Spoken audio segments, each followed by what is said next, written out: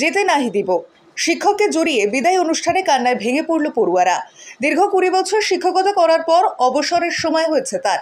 শেষ দিনে ছাত্রছাত্রীদের জন্য তিথিভোজের আয়োজন করেন তিনি। ছাত্রছাত্রীদের মাংস ভাত ও মিষ্টি খেতে দেন। চলে যাওয়ার সময় তাকে জাপটে ধরে শিশুরা ভাসছে চোখের জলে। শিক্ষক সরোজ বসুর বিদায়ের দিনে এমন ছবি ধরা পড়েছে। একটা সময় ওই বিদ্যালয়ে তিনি টিচার ইনচার্জ পদের দায়িত্বে সামলাচ্ছিলেন।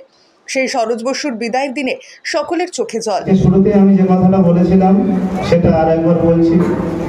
আমার বলতে গিয়ে যদি কোথাও আমি স্তব্ধ হয়ে যাই, কণ্ঠ যদি রোধ হয়, এটাকে অন্যভাবে নিও না, কারণ একটা আবেগময় মুহূর্ত।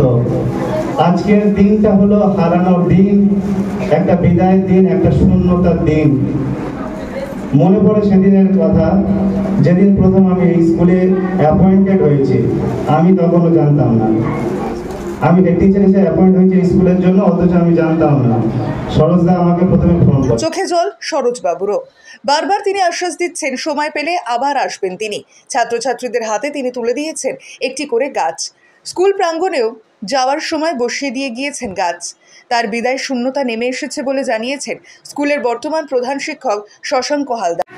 আমরা এই গাছগুলি বাড়িতে গিয়ে সরসারের স্মৃতির উদ্দেশ্যে বসাবো এবং যত্ন করব। নমস্কার। আচ্ছা, সবাই জায়গাতে বসো। বন্দে মাতরম, বন্দে মাতরম, বন্দে মাতরম, বন্দে মাতরম, বন্দে মাতরম, বন্দে মাতরম, বন্দে মাতরম, বন্দে